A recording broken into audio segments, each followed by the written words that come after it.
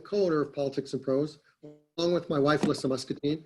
We have a very interesting program for you this evening, one intended to get you all thinking about life after the current COVID pandemic. For those of you not familiar with how this virtual format works, you'll still be able to ask a question of the author if you'd like.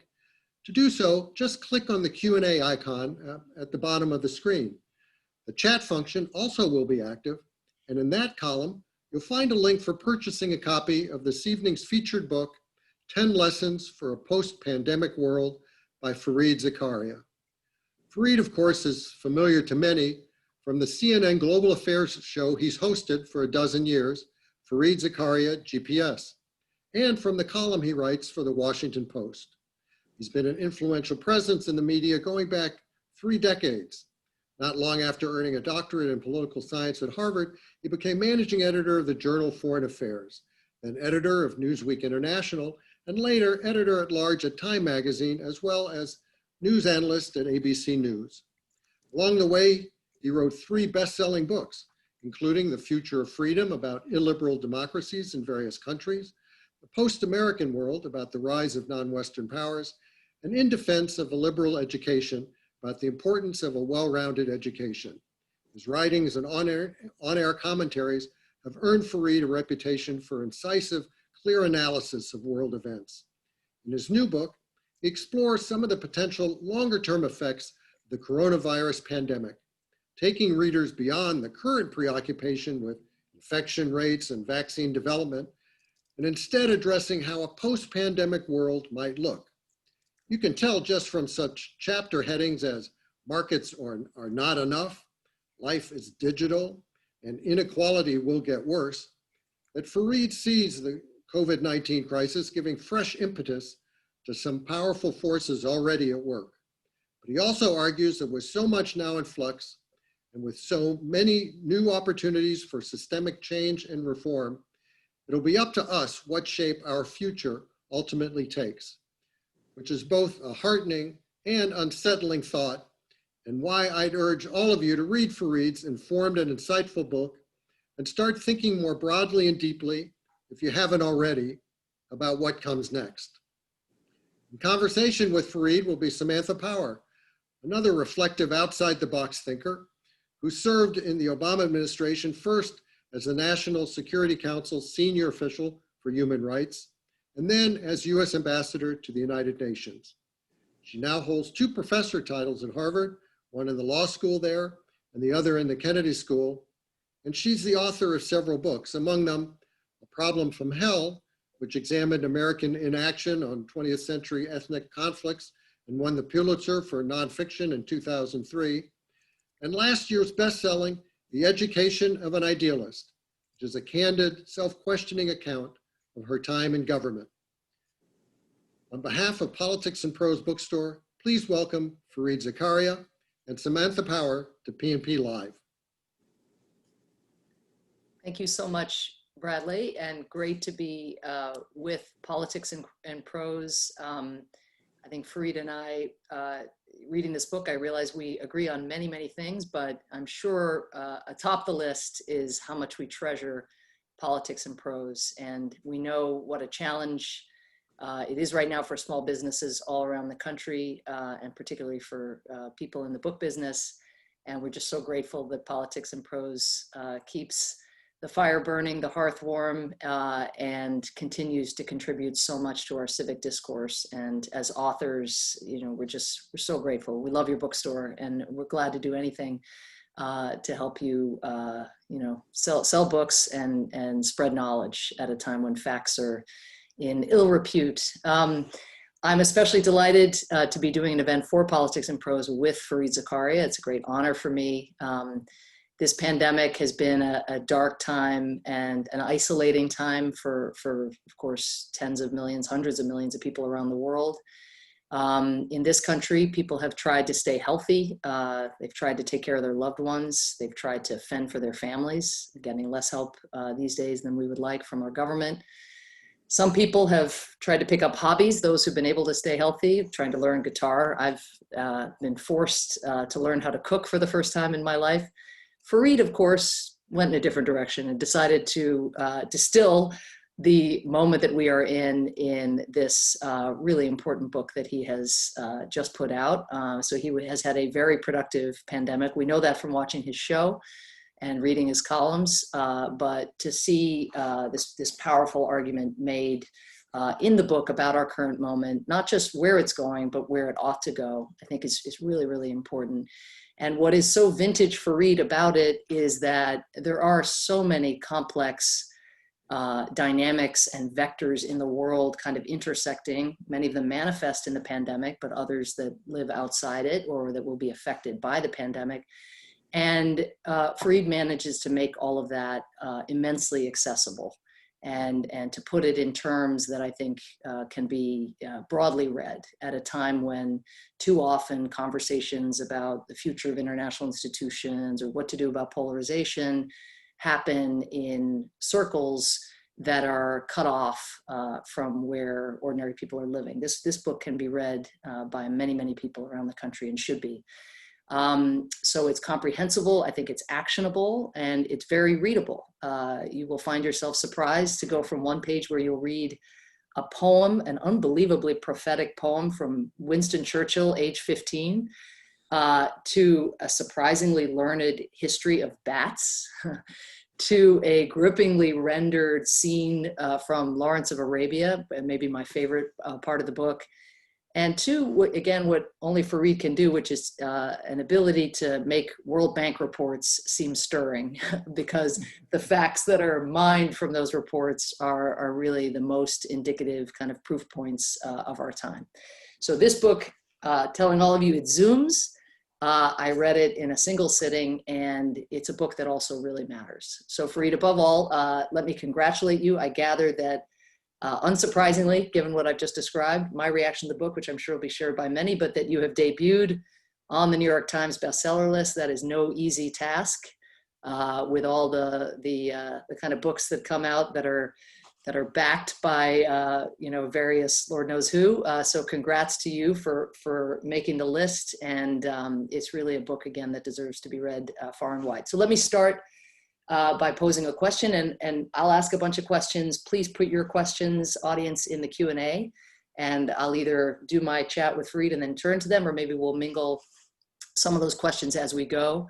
But you start the book by describing three seminal crises in recent memory, all of which remain really salient, I think, in the lives of Americans. First, the immediate crisis of COVID. Then you look back at 9/11, which can feel at times like a galaxy far, far away, but was relatively recent in the scheme of things. And then, of course, the last time we faced an economic crisis of profound magnitude, the global financial crisis of 2007, 8, 9. And I wonder if you could just start, Fareed, by talking about what those three crises have in common from your standpoint, and link that to what caused you to pull some of the insights about how the world works as manifest in those crises into this book at this time. Boy, first of all, thank you, Sam. I can't tell you what a pleasure and an honor it is to have you doing this. We were trying to figure out who we could ask to possibly, engage and be a conversationalist in this. And I remember very clearly telling my publishers, well, look, the dream would be if we could get Sam Power to do it, but of course it's going to be very tough and And so we were plotting and planning about how should we try and approach you. And then I thought to myself, well, why don't I just send her an email? And I sent you an email, and I think about 5 minutes later, I got an email back from you saying, sure. And so we all breathed a great deep sigh of relief. So it's a huge honor and pleasure, not just because you have such a distinguished career in government and were such an extraordinary UN ambassador to the UN, but because you are a really gifted writer. And so to have you do this, I can't tell you, it means the world to me. Thank you. So, the way I think about 9/11 and the global financial crises is in some ways they were dress rehearsals for COVID. Because if you think about how each one began, one element that they have in common is that they're all asymmetrical, by which I mean they all start with something very small. 9/11, 19 guys with box cutters board 4 planes, and think about what the effect of it was. A global war on terror. The United States goes to war in 2 different countries. Countries around the world change their security systems. You have a complete renewal of a kind of battle between radical Islam, moderate Islam, and it consumes the life of one American administration. It eventually ends up toppling a whole bunch of regimes in the Middle East, all out of box cutters on those 4 planes. If you think about the global financial crisis, the JP Morgan invented something called the credit default swap. It was apparently a small kind of a derivative product introduced by a bunch of bankers one quarter. And it slowly became so large that it became a $45 trillion market, almost the size of the global economy. And then it cratered, and it brought down with it the whole house of cards, and we, I think, remember it well enough. But think about the political effects that produced, the rise of populism. I think it's fair to say without credit default swaps, that strange insurance on risky bets, Donald Trump would not have been elected. In fact, Steve Bannon has made that case, that without the global financial crisis, there would be no Trump. And then we get to COVID-19, which is, a viral speck in a bat somewhere in China that then infects either through an intermediary host or directly human beings. And now we have what we have. This one is, I think, the biggest. I think about this in some sense I remember talking to a businessman friend of mine in India, small businessman, not very large. And I was asking him what it felt like. I was just trying to gather a sense of where we were.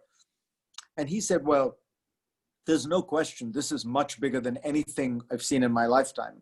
And I said, why? He said, well, you look at 9/11. 9/11 had really no effect on me. I mean, it was a US thing, affected some Middle Eastern countries, the travel and tourism industry. But for most of us going around our lives, it had no impact on us. Global financial crisis, I was not, in India, we didn't have those things called credit default swaps. And in any case, we weren't levered in that way. We didn't have leverage. He said, I talked to my counterparts in America, small businesses. We also didn't, this was a thing that affected big banks. And if you were in some way in the real estate business and you had taken on massive leverage. The COVID-19 pandemic has affected every human being on the planet. Everyone everywhere is in some way had their lives dramatically changed as a result of it. And so that's why I call those first 2 dress rehearsals. And the point that it made me realize was that we have been living our lives over the last 50 years in a kind of extraordinary, fast-paced, dynamic way. And that dynamism has accelerated over the last 20 years in a way that we don't seem to realize. We are generating backlashes. We are generating kind of detritus all along the way. So if you think about the massive, fast-paced move to capitalism, democracy, Western domination that produces a kind of backlash in the Islamic world, a minority backlash, but a very violent one. If you think about the reckless rise of deregulated finance, where just like anything goes, produces this house of cards falling down that was the global financial crisis. And finally, and perhaps most profoundly, you have this, the way in which we are living now, the degree to which we are destroying forests and natural habitats of wild animals and therefore living closer to them, the way we are factory farming and therefore creating petri dishes for more and more infection, the way we are spewing CO2 into the atmosphere, producing the largest droughts, the largest fires, the largest hurricanes we've ever seen. It's almost like, I write in the book, we're driving a very fast race car and we haven't bothered to put on the seatbelts. We haven't bothered to buy insurance. We haven't bothered to ask ourselves why the engine keeps exploding every now and then. And maybe this will be the wake-up call that makes us realize that, this is a very, very risky way to continue to live on all those dimensions. And that we need to think a little bit more about resilience, about what these kind of crises do to the most vulnerable among us. about how we can create a model for growth that allows us to be sustainable, to be resilient, to have maybe trade off a little bit of the dynamism for a little bit more of that kind of safety and security. Because my fear is, Sam, that, this actually may not be the big one. And you talk to virologists and they will tell you, no, the really dangerous one is something that is as infectious as COVID-19, but far more lethal. And there have been viruses in the past like that. In fact, SARS and H1N1 were both more lethal than COVID-19. So, we may not have seen the end of this, not to mention what we are now seeing in the West. I mean, we have had 6 million square acres of land burned in the West. That is larger than the entire state of Massachusetts. And so if these are the dress rehearsals, I just shudder to think what the actual act is going to look like. Yeah, when you think about climate change, the toll it's taking at present, and what it would take to limit warming to just 2 degrees, so 2 degrees beyond where we are now, and that you've had 5 of the 10 worst forest fires in California history just in this forest fire season, it really is quite chilling. I want to maybe stick with the pandemic if we can, but in doing so, just even though we have the word pandemic on the cover and we've already spoken about the pandemic, and I'm about to ask a question about the pandemic, the book really, I think, usefully takes the pandemic as both a symptom of some of these larger forces that Fareed has just spoken about, but also as a jumping off point, again, for where the world is going. In some cases, the pandemic is the great revealer, as it's been called. In some cases, an accelerator. In some cases, potentially a point of departure. And I think that's where Fareed would have us go on certain fronts. But just sticking with the pandemic, because I think sometimes this question of to what extent are there these structural forces, this acceleration, this speed, these trends, and then to what extent is there human agency? I think that tension kind of runs through the book. And of course you end, as I mentioned, with a scene from Lawrence of Arabia, which maybe at some point, at least tonight, you can sort of get to, because I think it's sort of perfect for this balance between forces that are afoot and then the need for individuals to make changes to avoid, some of the worst scenarios from coming to pass. But so the pandemic is a perfect space to kind of ask that question about agency versus trends. So you quote this Johns Hopkins Global Health Security Index survey back from October 2019. So just a couple months before the first cases appeared in Wuhan. And amazingly, and this is an assessment of countries all around the world and their health security preparedness. And it's an assessment done knowing that Donald Trump is the president, right? America ranks first overall in October 2019 and first in 4 of 6 categories as well: prevention, early detection and reporting, sufficient and robust health systems, compliance with international norms, even in October 2019. So, and then we have, of course, the great bungling that has occurred, and us having, X share of the population and 4 times that share of the number of infections and deaths.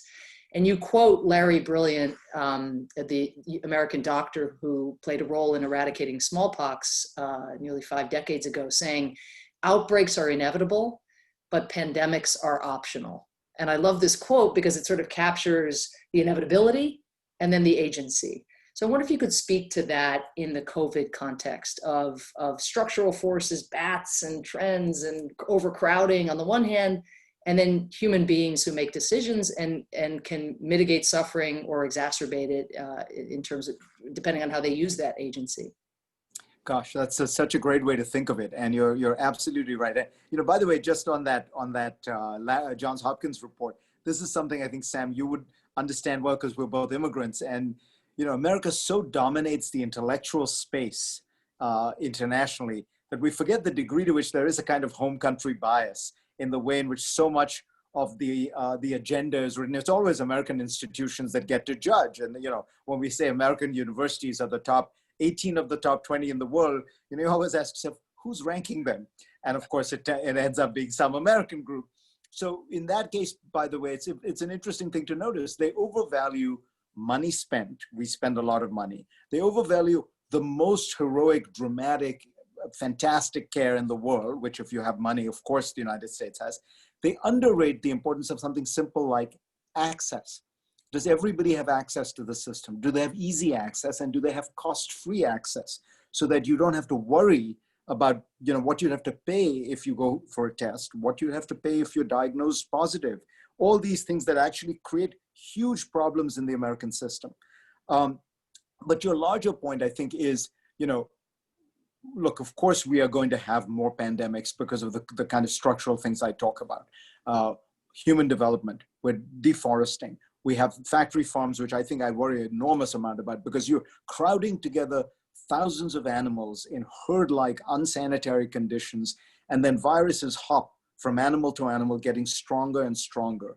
It can get even more complicated there, because we tend to select for certain kinds of genetic variations. So like we like chickens with big breasts. So what that tends to mean is that there is no firewall that makes the virus unable to jump from, each animal is genetically alike. So the virus keeps getting stronger and stronger. And one day when that kind of virus from a factory farm jumps to a human, that's the thing most virologists are very worried about, because those viruses are very, very powerful. But there is a lot you can do about this stuff. First of all, we could approach development differently. There are ways to do factory farming that are much more sensible, much more careful about health. You'd have to do them in slightly smaller ways and things like that. But even if you just take once it happens, to me, the most instructive countries in the world to look at are the countries that really got it best, which is not China, the dictatorship with all its massive police power and repression and all that. It was Taiwan, South Korea, Singapore, Hong Kong. Taiwan probably gets the gold medal. Taiwan is 22 million people, just off the coast of China, gets millions of Chinese tourists, so when this is all happening and nobody knew where the cases were. And Taiwan manages this without a lockdown. Taiwan never goes on a lockdown. Why? Because they start very early, very aggressively. And what they do more than anything else is really serious testing and tracing. So just so people understand why this is so important, you've got a large number of people, let's say 22 million in Taiwan. There are a very small number of people who are infected, of course, right? So the key is to figure out who those people are, figure out whom they have been in contact with, who are therefore potentially infectious, and isolate and quarantine them. So what Taiwan really perfected was this contact tracing and isolation. And it's very important to say that that isolation was a crucial part of it. We don't have a mass testing system in place yet. Today, we do not have a good mass testing system in place. We have almost no contact tracing in many, many states. There are a few states in the Northeast which do some contact tracing. And we have a kind of recommended quarantine isolation process. So the whole system we have is frankly dumb. And so that's why we need to use a very blunt instrument, which is a lockdown. Taiwan didn't do a lockdown. South Korea didn't do a lockdown. Singapore, and if they did very selective and short duration ones. So what that points to is, what we have to do is to ask yourself, what is the most efficient, the smartest way to go about this? How do you then really devote yourself to it? Be early, be aggressive, be intelligent. Even the places that got to it a bit later, like Germany, which essentially modeled themselves on Taiwan, South Korea, have ended up in a much, much better place than the United States. And so, to my mind, that's a perfect example of what the issue of human agency is. Now, when I've said this to people, they'll sometimes say, oh, these stations, well, they're super competent, or they have a collectivist mindset. And this is all cultural stereotyping, honestly. South Korea was a basket case, corrupt, kleptocratic dictatorship 4 decades ago. They learned from their failures. They got their act together. They weren't smug about it. They actually didn't handle SARS that well or MERS that well, and they learned from it. So what I'm hoping we can get from all this is all doable. We spend a lot more money than most of these countries on this stuff. We are just not serious about government. We have denigrated the federal government for decades. And one final point, because you mentioned Trump.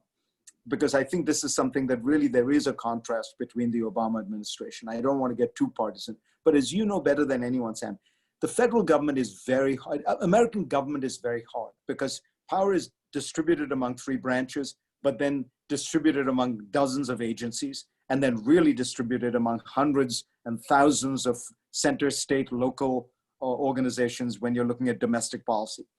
Corralling all that together requires that the president and the White House are really on it and are driving that process through, as the Obama administration did on Ebola, for example. And to be fair, as the Bush administration did on AIDS in Africa. You know, you really have to work this and work it hard, and it takes energy and effort and smart people, and they're sitting there every day saying the president wants this to happen, so you have to get it done. With Trump, you have somebody who basically doesn't believe government is difficult, doesn't even believe in it. And you have a Republican Party that has spent the last 4 decades saying that the federal government is evil. Steve Bannon says the goal of the Trump revolution was to deconstruct the administrative state. Well, if that's your goal, when the pandemic comes, it's not going to function very well. Absolutely. I would just note that given that the World Health Organization, I think, has come out now with some statements about lockdowns that are, expressing what some have heard as skepticism. But their point, I think, is simply that the lockdown for those countries that were unprepared or less prepared than they should have been, who hadn't gone through SARS and MERS and maybe look back as we did at H1N1 and thought, oh, that was much ado about, not as much as we had expected.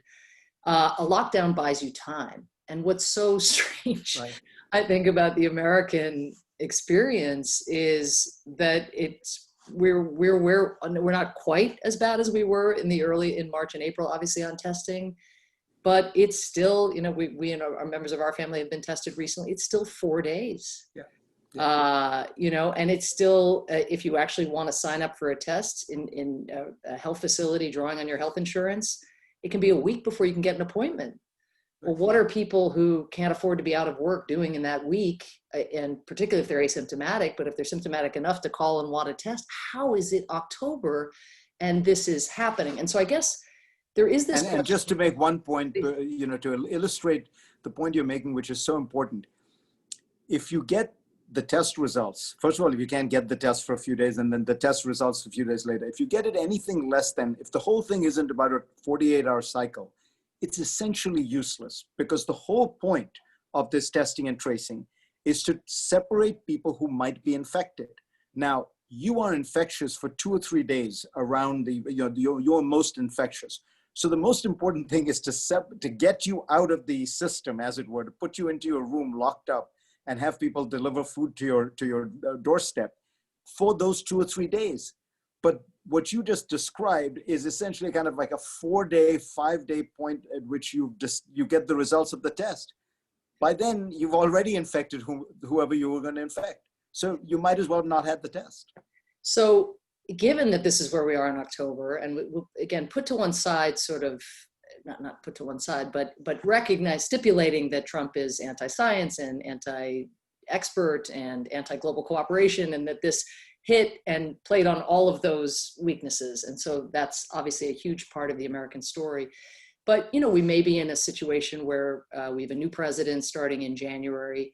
You've really, again, drilled into the pandemic to try to understand from it what it illustrates in terms of larger phenomena. And I wonder to what extent, do you take the Packer view of there just is this kind of systemic rot, which I think you quote at one point in the book, but it wasn't clear if you're there, or do you think this is an example where, had this occurred, if Secretary Clinton, let's say, was president of the United States, you'd have the same CDC experts, maybe some of them have fled under Trump, but you'd have different leadership of these agencies, maybe. You'd have the same Tony Fauci, we know. You'd have the same FDA. Is this really just come down to 78,000 votes in Pennsylvania, Wisconsin, and Michigan back in 2016? Or does this reveal something more fundamental to you about our system and its decay? So I think it's a great question. I think that honestly, one would have to say both. That, by which I mean, clearly Trump massively underperformed. And I think it's absolutely fair to say that had the Obama administration been in charge, had Secretary Clinton become President Clinton, there would, first of all, there would have been better people. Even in many of these agencies, if you look at who has ended up being appointed, they're often political hacks. They're not the best and the brightest.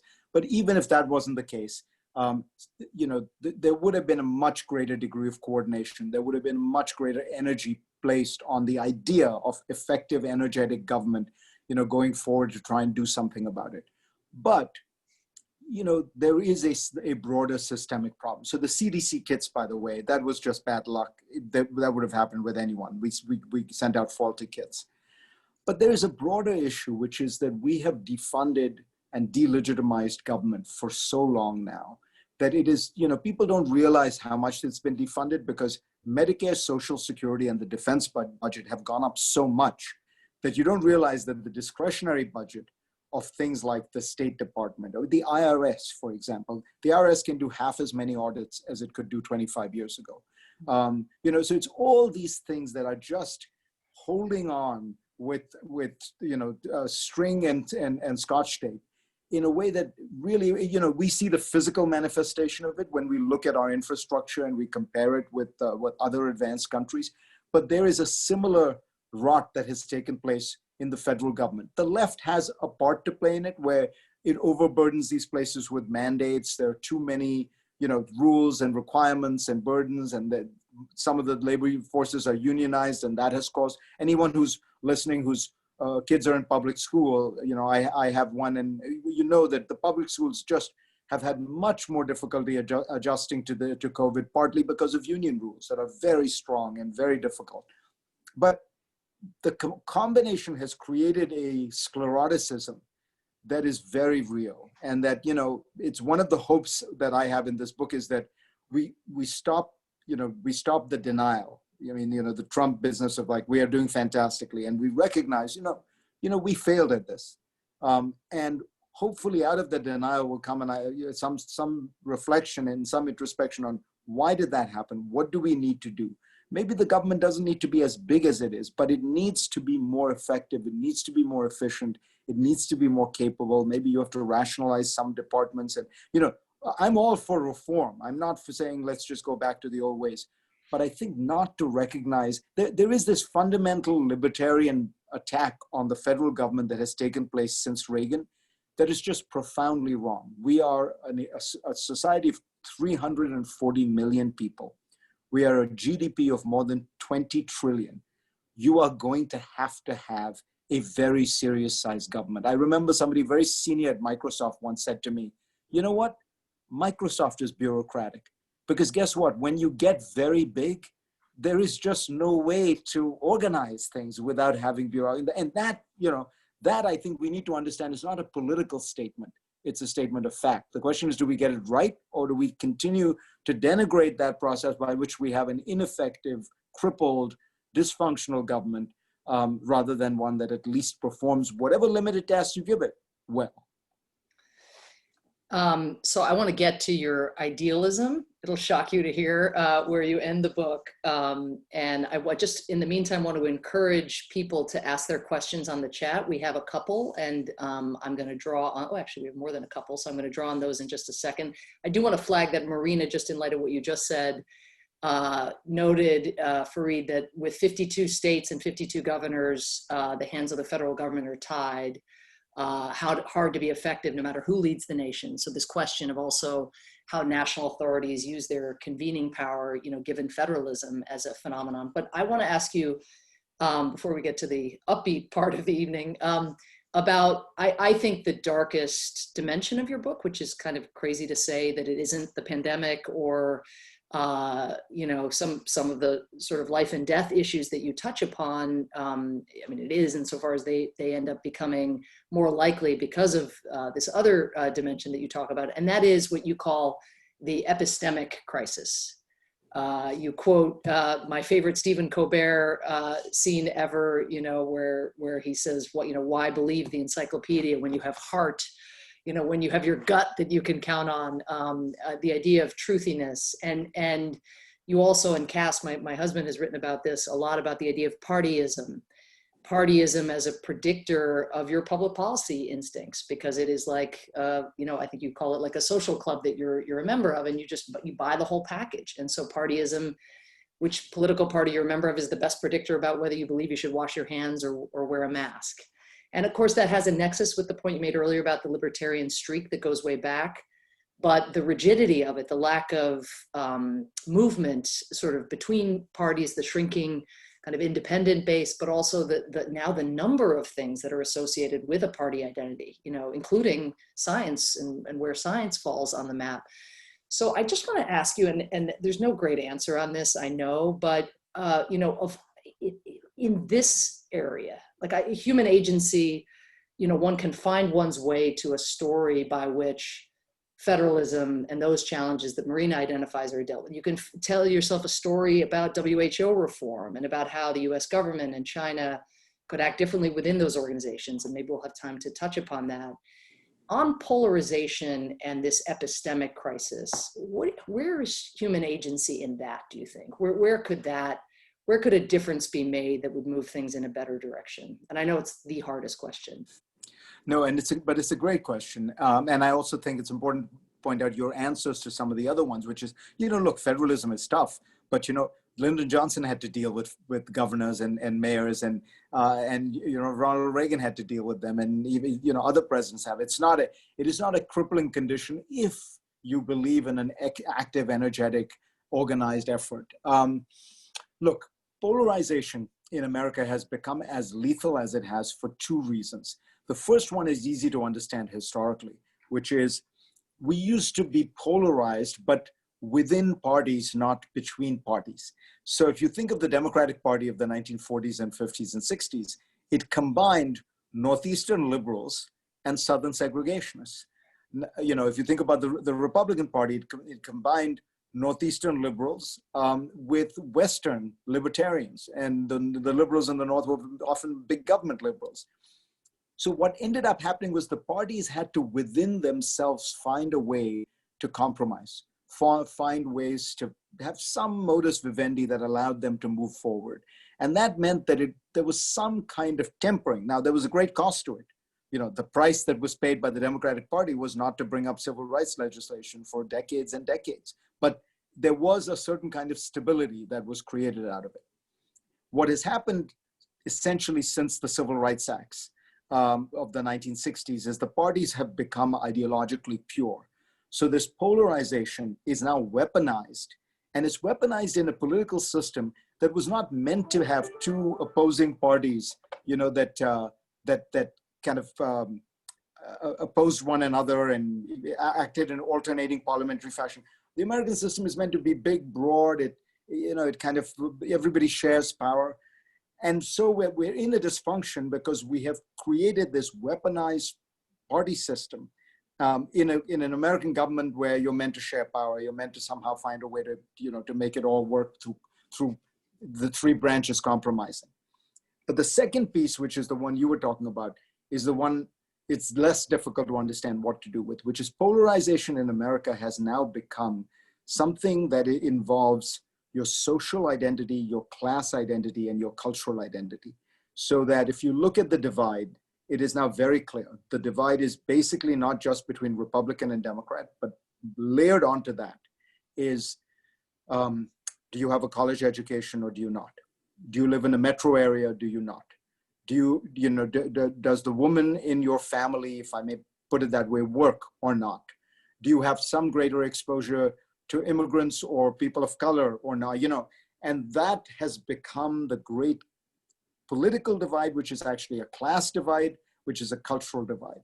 And so you can see it, in the comment of Hillary Clinton, the deplorables, the comment of Donald Trump. If you listen to some of his campaign speeches, they're all about this.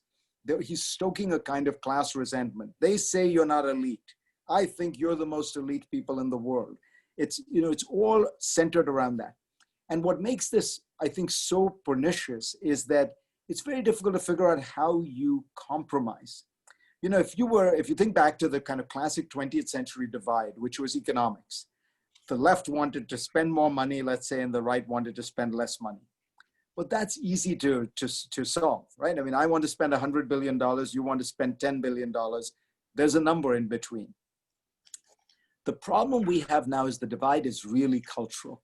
And you see this right now in this debate taking place about the stimulus, right? There are people saying to Nancy Pelosi, why won't you take the Republican Party's offer and maybe improve it and say, so they're willing to do 1.8 trillion. You're saying you want 3. Can't we find a place in the middle? And she said on Wolf Blitzer last night, they don't share our values. But what she's really saying is, I cannot, as leader of the Democratic Party, make peace with those people, right? If you listen to people on the Republican side who are talking about why this election is so crucial, I think a very important senator, I can't remember who it was, said, look, this is simple. It's a battle between good and evil. And he was essentially explaining why it's okay to do voter suppression. So when the stakes are cultural, abortion, gay rights, it's very hard to compromise. When the stakes are economic, it's much, much easier to compromise. So I don't have an answer to your question, but I worry that unless we can get around this overlapping, identity issue, I don't quite see how you do it short of, a kind of very substantial victory on one side, but that too will have, I often say to people, even if Biden wins, don't forget, Donald Trump is not going away. He will still be the most powerful Republican in the country. He will still be the de facto, look at how the base thinks of him, right? He will still be the guy raising money. And by the way, there are a lot of Trumps out there who are going to run for various things, from Ivanka to Donald Jr. And so we will still be in a polarized, poisonous climate unless, Biden gets some kind of FDR-like victory. I guess the only thing I'd add, maybe a response to my own question as I listen to you, is I do think that, to some extent, one has to look at this through the lens of optimization, right, against the backdrop that you describe. And so, it's so unfortunate that whether it's on Citizens United or punting on gerrymandering, or really any of the voter suppressive things that various courts have done, those are occasions potentially to move the middle forward, right? I mean, certainly big money can cut in a couple different directions, I guess, but gerrymandering, definitely allowing that to stand, just plays to extreme voices. And then the question of tech, which you have a whole chapter, one of your lessons, of course, on the digital world and just where this is going, well beyond where we are now. But that self-selection around our pre-existing biases and preferences, and the fact that in our echo chambers we become more extreme versions of ourselves, again, it's not going to solve the problem, but certainly some messing with the algorithm as a first port of call, wouldn't be the worst thing in the world, just to make us see each other more in those venues where we're spending more and more time. I want to bring in a couple questions from the Q&A if we can, and please others pile on. Susan Davis just asked, because this can all feel, I think, remote from citizens' lives and what any individual can do. What are the lessons a regular person can use out of what you've distilled here and learned in writing this book, besides voting, which I think citizens, especially this year, feel a great attachment and conviction about. But what else, Fareed, should a citizen take from what you've learned? To me, the thing that I've spent a lot of time thinking about is the way in which this pandemic is hurting people unequally. I think about my life, and I have to be honest. For me, the pandemic has meant that I spent a lot of time with my kids. I have 3 kids, one in college, one in boarding school, and one who goes to the public schools I mentioned. And, all of a sudden, I was seeing a lot more of them, perhaps more than they would have liked to see of me. But that was a joy, and it ended up being an unexpected pleasure. I was able to do my work with some difficulties and interruptions, but basically pretty much as I was. You wrote a book to read. You were productive, it's safe to say. You wrote a book. But that gave me the time in a way, all this to travel, So by the way, one lesson is you ask yourself, what were you doing in your life that was, maybe not as necessary and not as productive? All of a sudden, all that travel cut out. that's really, Sam, where I got the time. I suddenly realized I had all this time on my hands. I'm a worker bee. And so I thought to myself, well, I'm thinking about these issues. Why don't I start putting them down on paper? And, so that process all, it was great. And I like working. So it wasn't a problem. And then I would think about all the people whose lives have been just devastated by this, right? I mean, many of whom, by the way, are people who had to work so that I could stay at home. The people who, keep the lights on, the water running, all that. But then who's the people at restaurants and hotels. And you can see this effect in the data. There's a fascinating set of charts. We're looking at the last 4 recessions. Top 25%, bottom 25%. Past 3 recessions, they lose jobs at roughly the same rate. Right now, the top 25% have actually gained jobs. There has been job growth in the top 25%. The bottom 25% have lost 30% of their jobs. And the previous numbers were like 2 and 3%. So it's an order of magnitude worse. So I think to myself, like those of us who have managed to get through this okay, we really have to understand this is not what it's like for a lot of Americans. This is not like what it's like for a lot of people in the world. And it's made me have a lot of respect for essential workers, a lot of empathy for people who are out there doing things. I've tried to, in various ways, help as much as I could. And I wanted, and I'm trying to sound the alarm on things like federal government helping more. I understand I have a platform, but it's really also it's humbled me in realizing, just what a privileged life one has, how it can all go like this. Because, these people, through no fault of their own, they're now, they don't have jobs, they're unemployable in many cases. And this condition is not going away anytime soon. So to me, that was one piece that really, came at me. The other was, it really made me, I'm trying to be non-political for a moment. It made me think about technology because we're really spending so much time on technology. And at the same time, we are now being surrounded by our closest families. It's a very odd connection, right? Like you have, at one level, your closest human relationships are there with you and everything else is virtual. And so it sort of it's made me think about what's important to me in life, what relationships are, and it's made me realize, the deep friendships, those things it's made me recognize the degree to which there is an emotional connection that comes from physical contact. That, so I try to recreate that. I go on walks with people. I try to meet people outside. I'm not a huge fan of Zoom. I think you lose a lot. I think you spend social capital when you are in situations like this. You don't build social capital. And you build social capital by actually engaging with human beings with all the complexity and nuance that involves. So, it's been things like that I think we all probably reflect on a certain amount.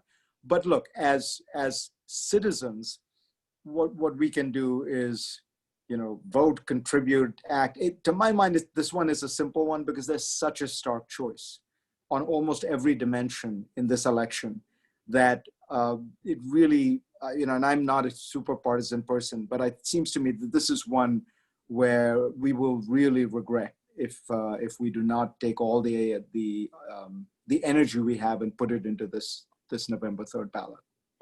So I'm going to stay with the Q&A here, where there are a number of terrific questions, but just pulling a few of the threads together. Steve Pugh and Robert Benny, I may be mispronouncing your name, Robert, apologies, but are asking sort of going forward, let's assume that they don't stipulate here, well, Robert does, about Biden winning. So let's stipulate Biden wins. What are the international steps that the United States in particular should take as it relates to the pandemic, both to learn from the pandemic, but to deal with the pandemic that's on the doorstep, and then to think about institutional reforms? I think that's in a few of the questions. And then Steve's was about trust and the inevitable question about, whether the United States can regain trust again, trust for competence, trust that there won't be another Trump again. I think somebody poses the question in that way. So just maybe just pulling them together, Biden going forth in the world after this 4 years with pandemics in mind, but not only with pandemics, with the bipolar world that you write about also confronting him, with China not being at all the China that Biden left, the President Xi that Biden spent all that time with in sunny lands. That President Xi is not the President Xi that we have now, as you write about in the book, powerfully. So what advice would you give Biden, do you think, if he was setting forth, given the trust deficit, given Xi, and given the need to strengthen international responses to things like this? Yeah, it's a great set of questions, and you wove them together very well. So I guess I would say this: the easy part for Joe Biden is going to be the first thing he will do, which is a re-embrace of allies. That's easy because that's low-hanging fruit. Trump has, bizarrely, I mean, he doesn't like the world and he doesn't like other countries much, but he has a particular ire directed at America's closest allies. And that's easy to fix. That you go to the Europeans, you reconnect, you do things that reassure them that the United States is in a sense recommitted to its international engagement. The more difficult piece of this is, if you really want to strengthen the international system, we are in a new world, and it's not just China. It's the Indias, the Brazils, the Turkeys, it's the Europeans themselves, all feeling a much greater sense of independence. I mean, think about this: the global financial crisis was the first financial crisis since the 1920s in which the United States did not play a lead economic role internationally. So, for example, in Europe, it did nothing, right? The Europeans are rich. The Germans can afford to do what they want.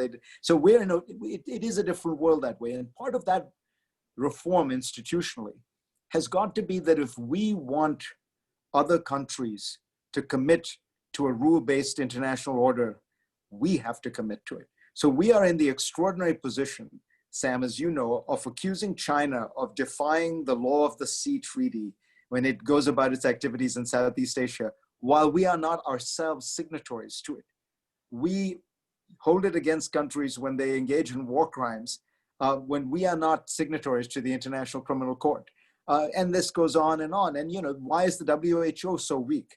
The WHO is weak and cannot insist on representation or information from China because the United States, which utterly dominates it, has written its mandate in that way because we don't want the WHO nosing around in US domestic affairs and demanding, things from the United States. So that hypocrisy will have to end if we want a genuinely robust international order. And the final one is what to do about China. And I think you put it very well. It's a different China. And one of them, and I'd say the fundamental strategic question we have not asked ourselves, and this is true for both sides of the aisle: what is an acceptable level of influence for China to have in the world?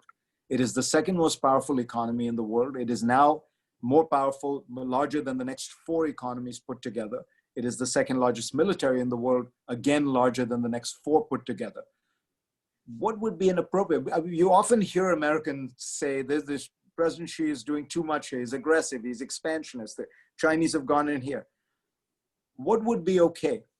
We were not even in the top 10 economies in the world when we proclaimed in 1823 the Monroe Doctrine. We said to the entire all European great powers, the entire Western Hemisphere is off limits. So I'm not suggesting by that we appease China. I'm just saying we have to have some way of accommodating and integrating China into an international order that recognizes that it is the second largest.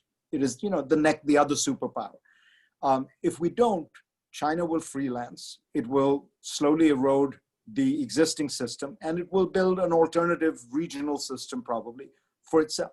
That is a suboptimal outcome for everybody involved. So it's enormously in our interest to find some way to bind them in. But binding them in, as I say, is going to have to be, they're not going to be Bhutan. They are going to require some special space. And I don't think we have given a lot of time thinking about it. We've gotten very quickly into the competitive dynamic, which is inevitable. But there also needs to be some kind of cooperative dynamic if we want to address global warming, if we want to deal with cyber attacks and cyber war, if we want to prevent a nuclear arms race, if we want to prevent a space race. So I would hope we could find some balance there. Just a quick sort of follow-up to that, and maybe just answer briefly so we can get maybe 1 or 2 more questions in. But are you surprised by just how aggressive she has been, especially post-pandemic. I mean, does it, I know you've written about Chinese nationalism in the past as the glue, for within China to maintain actual social cohesion. But there is a bit of overstepping going on, causing more hedging than you might see given the US retreat. Does it surprise you, the sort of the play that China's making internationally, just how aggressive it's become? The wolf warrior stuff that you write about in Other Dimensions. Yeah, it does surprise me. And I think that it's counterproductive. It's causing countries like India and Japan and Vietnam and even the Philippines to become more anti-Chinese, or at least wary of China than they were. I guess, so I've been trying to think, is there some explanation that it's just Xi and, he has a particular worldview? I think there's also, we are in a moment. Look, it's not Xi, Putin, Erdogan, Trump, Bolsonaro in Brazil. All these guys are populist nationalists who have a kind of tough guy approach in which they say to their constituents, we're tough, it's a mean world out there, we're going to take care of you, we're not going to back down, right? That is the mode right now, and that is partly, I think, a reaction to the global financial crisis, to globalization, to immigration. And people shouldn't be surprised. China is not hermetically sealed from the world, and China is not some black box of dictatorship. It's a very complicated society, and as you say, Chinese nationalism plays well. Some of this aggressive foreign policy plays well, just as it does here. Don't forget, they have their dynamics as well. So maybe that's part of the answer. But the short answer is, yeah, I was surprised. Okay, I'm going to, these are going to be the last, I'm going to ask two questions at once, one from the audience and one my own, but derived from your book, inspired by your book. So the question from the audience is from Rex, and it came in right at the beginning, but at a time when the world itself is struggling for survival, is there a place for art? So that's question one. And then you can weave these together however you see fit. I'm struck by how often you write in the book, just as you spoke about the pandemic, but about in a digital world and in a fast-paced world and when we need to buckle up, but just this longing for meaning that people feel. And so I think the question about art, even though it's not addressed explicitly, is something that would be very much in the spirit of this book. But the second and final question I have for you, Fareed, and maybe you could just wrap it all up, is, you end the book saying, how do you put it again about realists and idealists? The greatest realists are the idealists. And which, of course, you're one of the people who inspired me to write my book, The Education of an Idealist, and to just own the moniker. But I would like you to share with the audience kind of what you mean by that, as in a sort of closing sermon. Over to you. So on the first question, it is a great question. Look, there's always room for art, because art is not, I think, something that we need to solve a particular practical problem. Art, I think, comes out of the deepest expression of being human. We produce art, we consume art because, without sounding too corny, because it nourishes our soul, and it elevates us, and it makes us think of ourselves as greater beings. It's something that has existed in the darkest days of the Soviet Union. It flourished in the worst periods of human history in the 30s. I mean, think about the bubonic plague in Europe. You have the bubonic plague in the 14th century. What happens in the 15th century? The Renaissance, right? So, and sometimes these things are actually inversely correlated. The tougher it gets, the more you need a release, the more you need some kind of hope, and only art sometimes can give you that hope, and only art can reveal something that we don't understand. I'm not trying to be corny about it, but there's something, the greatest art speaks to us in an irrational place. When we hear great music, when we see a great painting, we don't know why. There's something it's stirring in us, and I think that's where the place for great art is. So the more the confusion, the more the complexity, the more I think it plays that really important role. To your question, what I've been trying to think about, it all in some ways often starts with Trump, because you think to yourself, he has this extraordinarily narrow, selfish view of America. You know, this view that everybody's out to screw us, everybody's ripping us off. We have to get the best deal we can. People in the past have been suckers, they've been dupes. I'm the smart, tough realist, right? I'm the guy who understands how to cut the good deals. And in some ways, that has been the reaction that the pandemic has caused. Everyone has turned inward. Everyone has sort of tried to be a little more narrow and self-centered because, you know, we're in this crisis right now. We can't think about global cooperation. And I was thinking about the period after the World War I, the Great Depression, hyperinflation, the rise of fascism, World War II, and the leaders that came out of that world in the 40s and 50s, and how incredibly idealistic they were.